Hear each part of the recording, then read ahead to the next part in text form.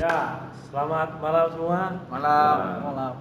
Jadi saat ini kita akan kembali lagi di podcast di mana kita akan interview.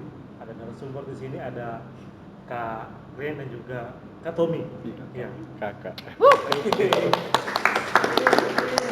Kebetulan kita saat ini ada di hotel. Ya. Jadi sebelum kita memulai podcast ini, Kak Glenn dan Tommy ada tagline. Ya. Tagline menjadi andalan dan juga agak susah memang untuk mengerti, tapi sudah menjadi semacam ritual untuk memulai. Jadi seperti tadi sudah dikatakan, ketika saya mengatakan cakalang, orang di sini akan mengatakan cakalang. Selanjutnya saya bilang dan selamanya. Oke, kita coba. Torang Cakalang dan selamanya. Oke, luar biasa. Ya, saat ini kita bersama dengan narasumber yaitu, kalau boleh Kak, perkenalkan diri dulu dari Kak Tommy. Perkenalkan, nama saya Tommy Budiono. Saya lahir di Jakarta. Sekarang usianya, jangan kita bahas usia. Tinggal rumah sebenarnya di Makassar, tapi bekerjanya di Bitung. Ya. Kalau dari Kak Glenn sendiri, Kalau saya provokator. provokator ini gimana ini maksudnya? Saya provokator orang Indonesia. Karena ada rumah di Maluku, ada rumah di Sumatera, ada sekarang mau cari rumah di Manado, Sulawesi. Jadi saya orang Indonesia. Ya. Koleksi rumah memang. Nah, kontrakan. Silakan, ya. Jadi tadi sudah singkat bagaimana perkenalan dari Kak Tommy dan juga Kak Glenn. Seperti bagaimana orang cakalang ini, orang ingin sedikit mengulik dulu. Bagaimana narasumber ini terbentuk menjadi manusia-manusia yang seperti sekarang. Seperti tadi Kak Tommy bilang jadi provokator. Nah, mungkin tuh Kak Tommy pas lahir tuh langsung demo. Atau langsung kibar-kibar bendera apa begitu pun Kak Tommy nggak mungkin kok tiba-tiba langsung paham tentang hotel. Pasti ada sesuatu yang dibalik itu semua membentuk.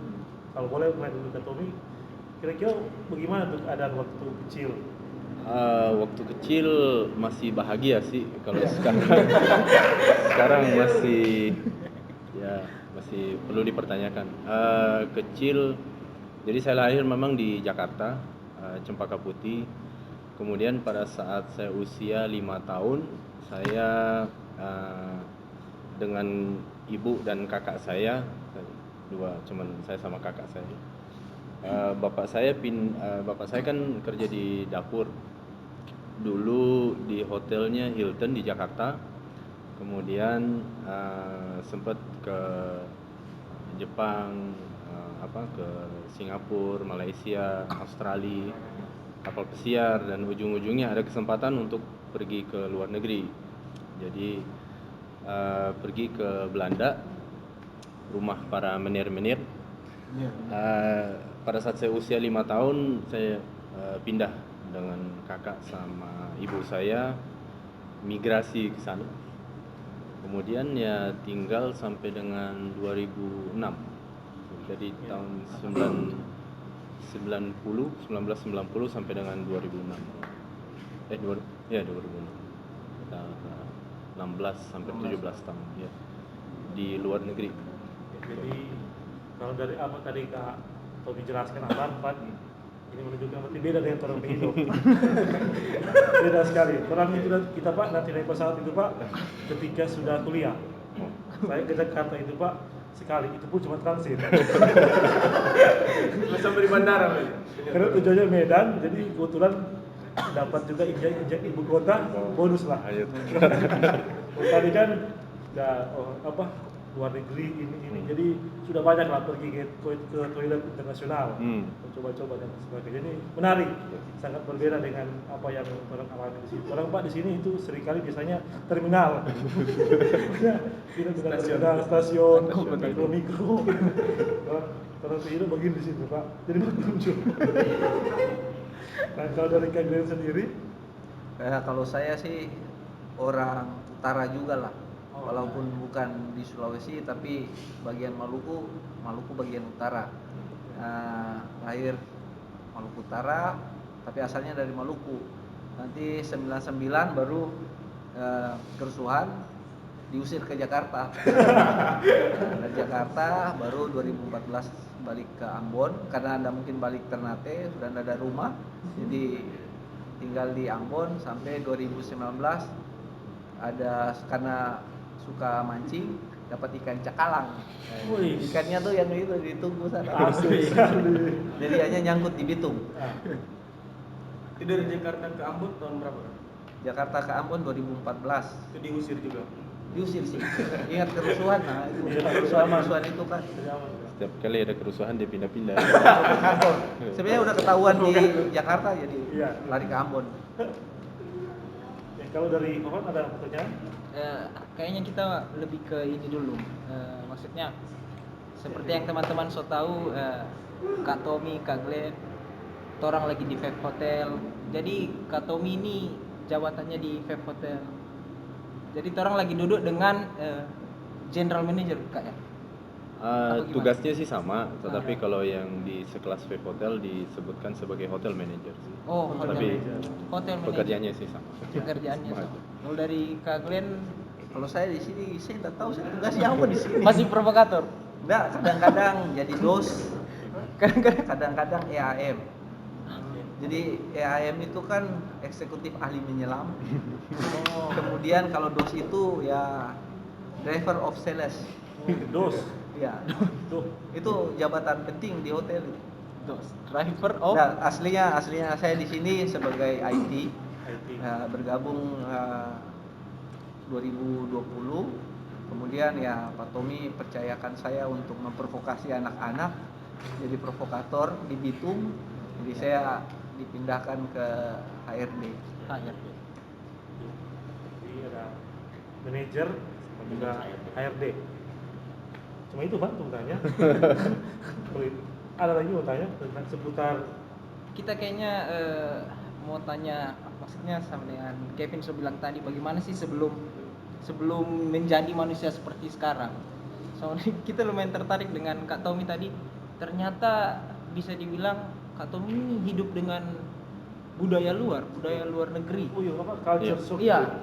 Culture shock yang dihadapi di Belanda. Culture shocknya lumayan dahsyat sih karena apa ya, kan pada saat tiba di sana kaget sekali karena kan kita masih kecil, kemudian tidak tahu bahasanya, tidak tahu budayanya di sana.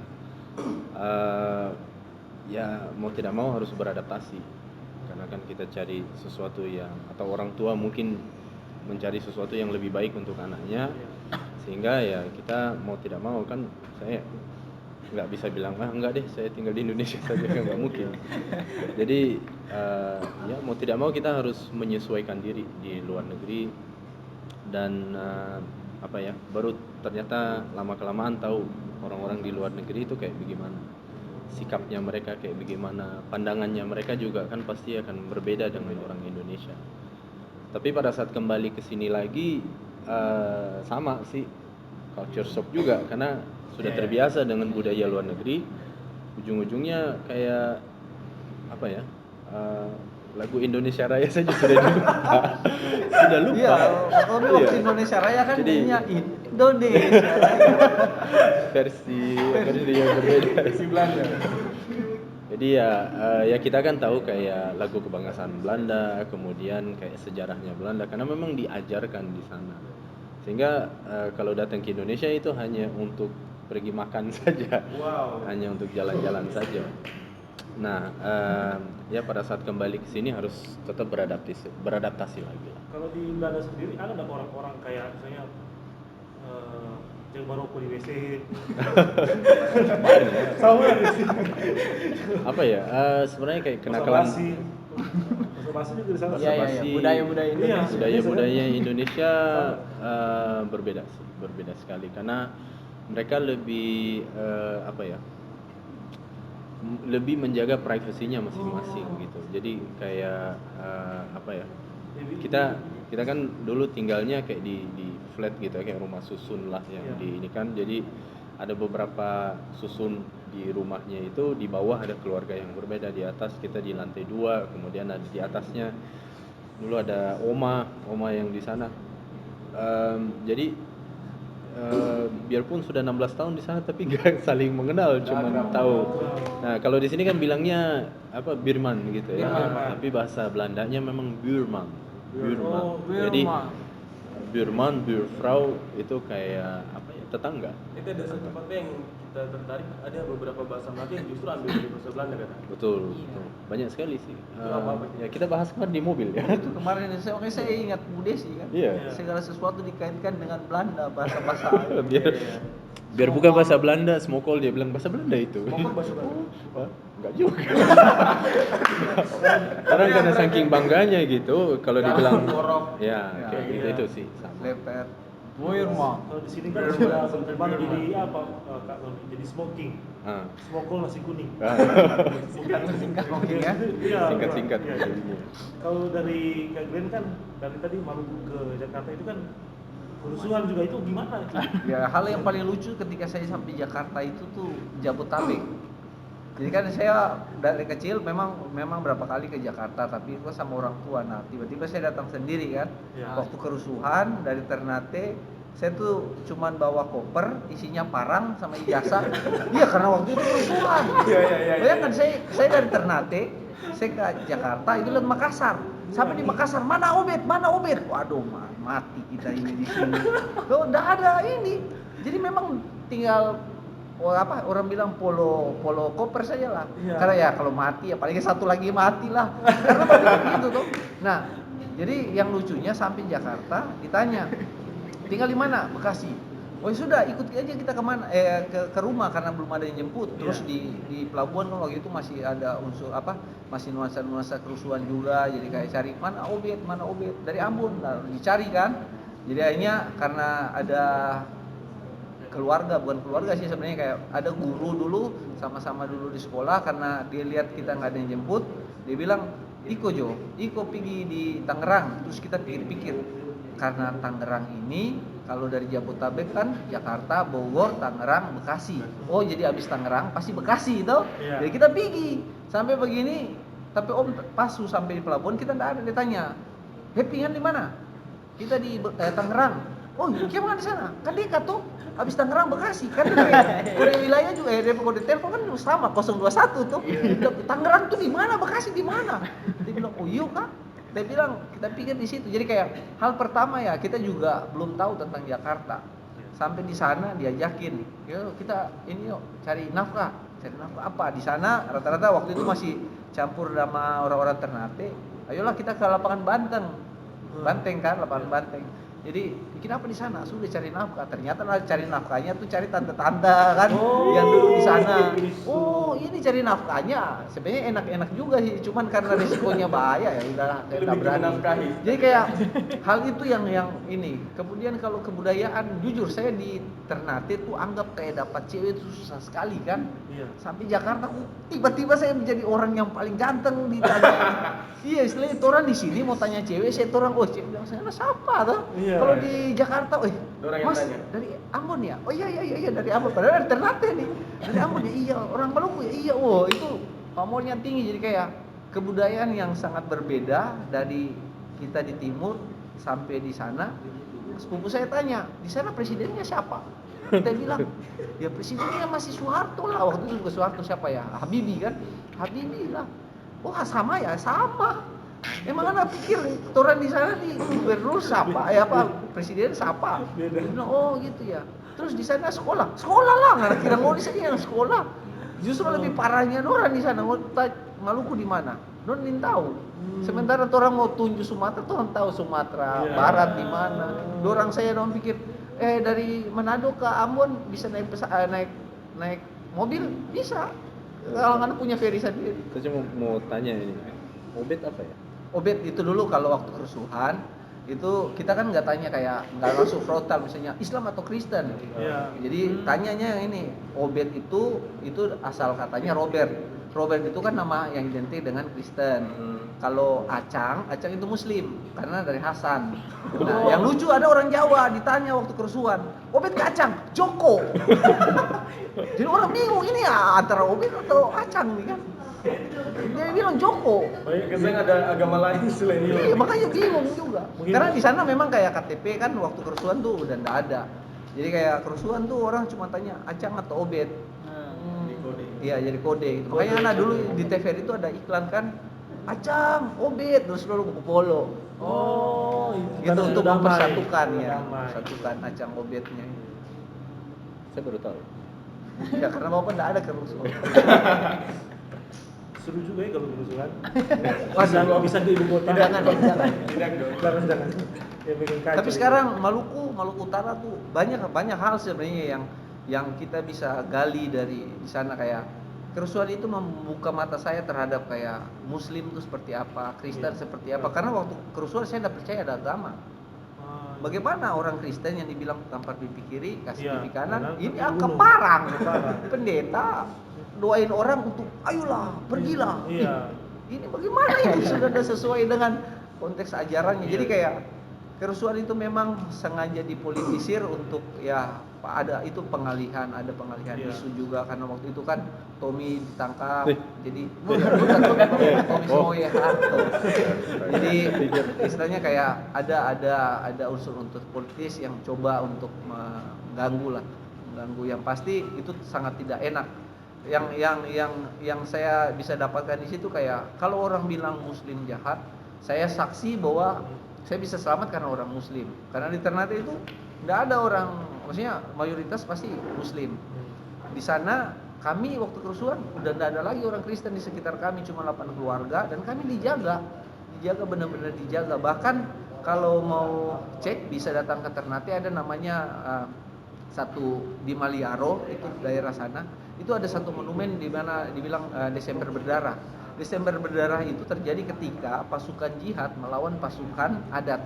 Nah di situ satu pasukan jihad yang orang Muslim dibantai oleh pasukan adat yang juga orang Muslim untuk melindungi orang Kristen.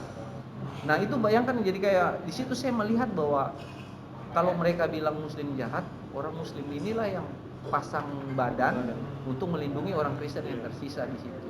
Kembali lagi kepada orang-orangnya. Ya, kembali ke orangnya, bukan dari agamanya. Itu sih yang mungkin masa-masa Semasa kecilnya. Itu luar biasa. Pembicaraan jadi seram juga ya. Berarti itu maksudnya berangkat dari rasisme kah? Bisa dibilang. Rasisme Tapi juga agama.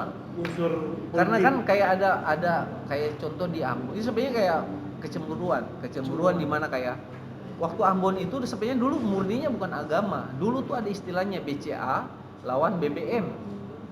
Di Ambon itu kerusuhan dipicu oleh waktu ada hari raya Idul Fitri, ada preman dari Bugis Makassar, dia malakin supir Ambon.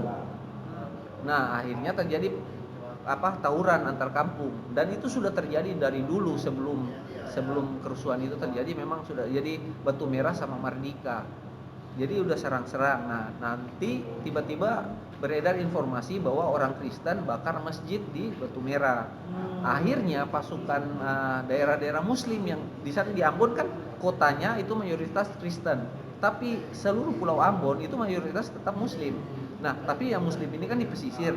Nah mereka akhirnya berkumpul untuk menyerang kota untuk mengamankan masjid itu. Ternyata dalam perjalanan mereka udah serang atau bakar-bakaran gereja, bakar ini karena mereka anggapan udah lari ke agama. Ternyata sampai di lokasi nggak ada.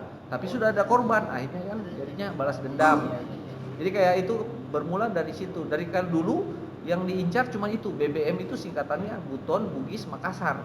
Kalau BCA Batak Cina Ambon. Itu yang awalnya. Jadi waktu awal tuh kerusuhan itu cuma terjadi di kota. Kita lagi nonton di pinggir-pinggir pantai kan, kayak Ambon Teluk. Jadi kayak di Lembe sana tuh kebakaran, di pom bensin dibakar, pasar dibakar. Kita cuma nonton, tiba-tiba tiang listrik bunyi ting ting ting ting ting. Udah ada yang serang, datang lihat gini. Hanya saling serang menyerang lah. Berarti lumayan ini. Nah, Wah, itu momen yang ini. Ada pertanyaan nggak? Ada pertanyaan? Oh, ada. Boleh. Kita mau bertanya Pak Doni, di Belanda adanya perang-perang? Perang-perang nggak, cuma kasusnya yang dulu setahu saya waktu ada yang orang Ambon. RMS yang nyandra kereta gitu. RMS tahu nggak? Republik Maluku Selatan separatis. Maluku Selatan. Jadi itu kayak hanya dengar-dengar sih. Jadi orang Ambon terus di mana-mana sih. Makanya dia bilang malu aku. Apa namanya, ya dengar-dengar kayaknya hanya mau dapat pengakuannya saja gitu, pengakuan bahwa mau independen gitu atau Ya. mau Jadi merdeka. RMS itu kan sebenarnya itu satu sejarah yang mungkin orang Indonesia banyak tidak tahu. Jadi kan rata-rata dulu waktu Belanda, waktu zaman kolonial itu kan banyak tentara-tentara atau warga Indonesia yang dijadikan tentara Belanda, ya yang sebutannya kenil kan, kayak orang Manado kan banyak juga yang kenil. Nah orang Ambon kenil banyak. Nah ketika pergantian kekuasaan dari Belanda menuju Indonesia itu kan sebelumnya itu ada negara Indonesia Timur. Negara Indonesia Timur itu termasuk kayak Makassar, kemudian Bali. Itu dulu ibu kotanya kan di Bali. Nah, mereka tuh kayak ada yang tidak setuju dengan gagasannya Soekarno untuk bentuk ini karena kayak pembagian wilayah di Nusantara atau Indonesia waktu itu Republik Indonesia. Jadi mereka akhirnya menolak. Kemudian Soekarno minta untuk tidak boleh mereka tuh dipulangkan ke Indonesia atau ke Maluku. Akhirnya ada beberapa kapal, termasuk itu kalau ada bukunya tentang Pasir Intan kapal itu dia ke Belanda membawa pasukan-pasukan yang dari Ambon. Makanya dengan janji bahwa mereka akan dijadikan negara sendiri, yaitu Republik Maluku Selatan. Ternyata sampai di sana mereka dimasukkan di kamp pengungsi dan tidak dapatkan apa yang mereka dapatkan di sana. Jadi kayak di Belanda ada kampung-kampung yang memang dihuni oleh orang-orang Belanda. Jadi kan lucu, istilahnya kayak mereka hanya berkembang biak di Belanda. Punya keturunan, kawin sama orang Belanda, bule, tapi kalau ditanya orang Ambon, ternyata orang Ambon. Dan mereka tidak mau disebut orang Belanda, tapi mereka tidak mau juga disebut orang Indonesia. Mereka tahunya cuma Maluku. Makanya kayak beberapa pemain bola dulu di timnas Belanda kan ada yang beberapa yang warga negara kebangsaannya darah Maluku. Itu yang membuat kayak contoh sepupu saya tuh suka rusuh di sana tuh, suka nodongin orang, suka ngerampok di bank karena itu. Apalagi kalau hari-hari kemerdekaannya tuh 25 April tuh wah itu udah pasti Hari kemerdekaan. Republik Maluku Selatan. Kapan Kak? 25 April.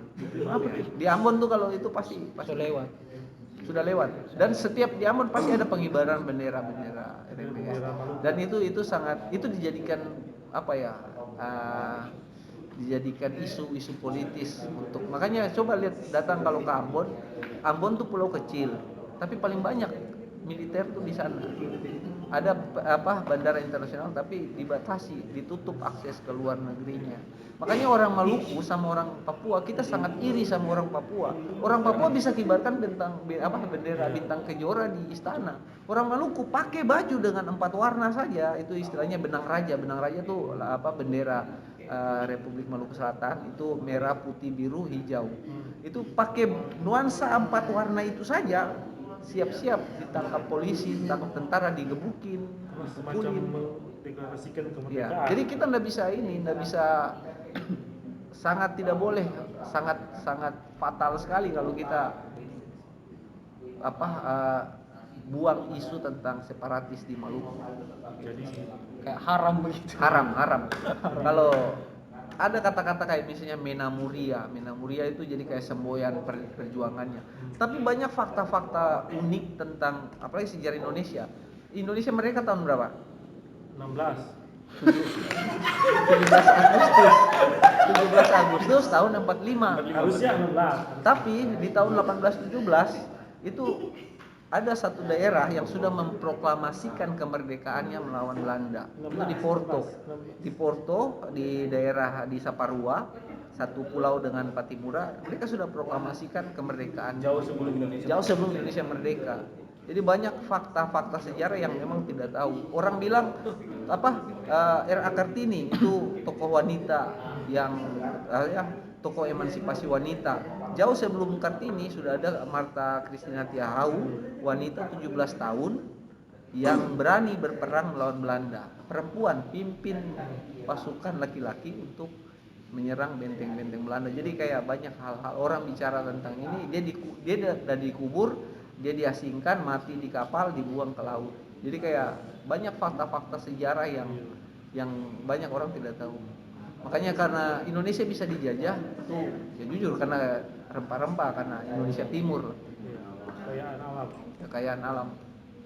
Kalau ada lagi.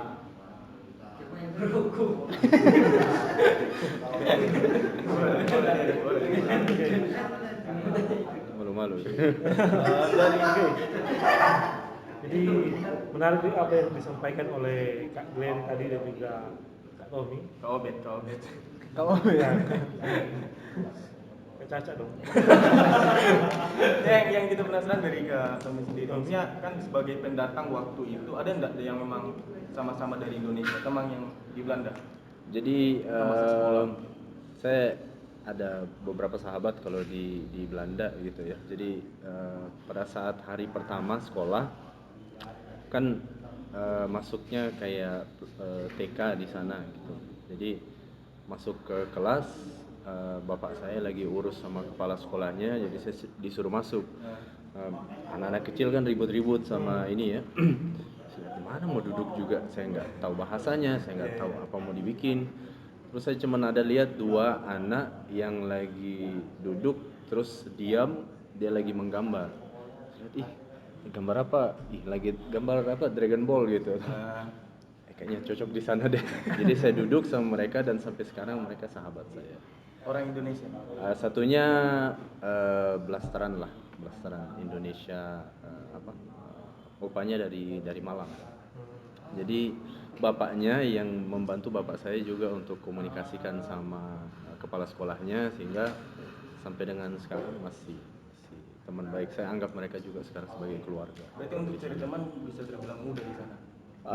Di awalnya saja yang mudah, tetapi kan lama-lama kita harus beradaptasi, kita harus ini. Jadi sebagai anak sebenarnya lebih mudah untuk cari teman daripada kalau dewasa kan kayak masih jaim-jaim gitu ya. Tapi kalau sebagai anak kan yang penting sama-sama main, kita nggak tahu bahasanya, main pasir ya sama-sama main pasir gitu. Jadi iya ya, bahasa isyarat saja. Iya bagus. Kayak begitu saja. Enggak, kalau bahasa Belanda kan masih tahu. Masih. Masih tahu. Sangat. Kalau bahasa yang sederhana seperti orang gaya-gayaan misalnya, sekarang apa kira-kira? Misalnya anjay. Beda boleh. Bahasa Belandanya. I love you, apa I love you? Ich liebe dich. Kalau Itu Nah, itu Jerman. bahasa Oh, itu Jerman. Jerman. Beda penjajah itu, beda I love you. Oh, beda. Oke. Kalau I love Si ada you kata itu lain selain I love you. ya. Iya. Aku sayang kamu. Maksudnya kan misalnya kan saya mau nembak Van Persie kan begitu. Contoh misalnya ada cewek mau bilang I love you Van Persie. Contoh misalnya ada nembak. Iya, iya. Van Persie, I love you. Bahasa Belandanya sebenarnya ik hou van jou. Oh, ich hau van jou. Ich hau van jou. Enggak, serius enggak lagi bohong kan? Hah? Enggak bohong. Di Google saja. Kalau kayak kata-kata so asing gitu, anjay atau keren lu bro. Kita dulu ada bahasa gaulnya juga, tetapi banyak yang tercampur sama bahasa Inggris. Karena kan budaya anak-anak muda di sana pas lagi boomingnya hip hop gitu ya, lagi ini, jadi lebih banyak tercampurnya sih sama bahasa Inggrisnya gitu. Jadi ketika kita cerita ya tercampur sama bahasa Inggris. Ya soalnya pengalaman saya dulu waktu Belanda itu. Oh, bawa pernah ke Belanda? Enggak. Google Maps. Enggak sih. Saya nonton satu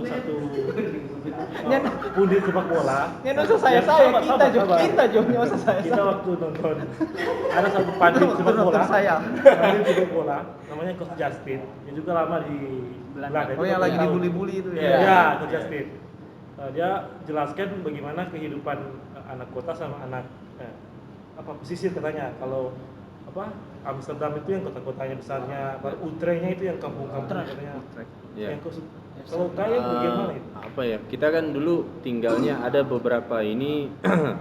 Jadi Belanda kan kayak bentuk kepala gitu ya. Nah kalau mengarahnya ke dekat Jerman atau dekat Belgia itu dianggap agak kampung-kampung. Jadi banyak petani di sana, banyak ini yang yang tanam pohon-pohon ganja gitu kan. Yang ganja juga. Ya. Di Belanda legal. Legal. Itu gimana kak? Kayak Ya saya sudah sangat lama menikmatinya. Jadi wow. Lama. ya cuman sangat takut di sini untuk menikmatinya karena Nah, nanti waktu masuk pulang penjara. ke Indonesia ada nggak orang Belanda yang titip oleh-oleh bambu runcing? Bambu runcing saya nggak tahu itu kayak bagaimana ya. baru dapatnya di sini. Tapi kalau dari di mana saya tinggal itu kayak kota-kota besar kan dulu tinggalnya dekat Rotterdam gitu ya. Amsterdam kan memang apa namanya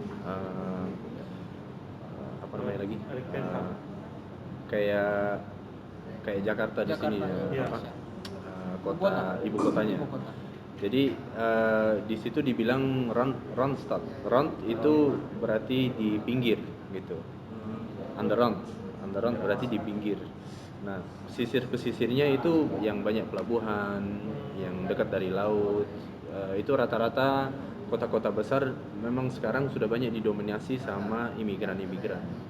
Sedangkan kalau yang ke kampung-kampungnya itu baru asli Belanda. Kayak kalau di sana istilahnya kayak di sini kampung-kampungan, di sana campers gitu. Oke guys, terima kasih sudah menonton video ini. Jangan lupa terus dukung channel kami dengan cara like, comment, dan subscribe. Also share ke semua sosial media yang kalian punya. Dan jangan lupa nonton video-video kami yang lain ya. Bye bye.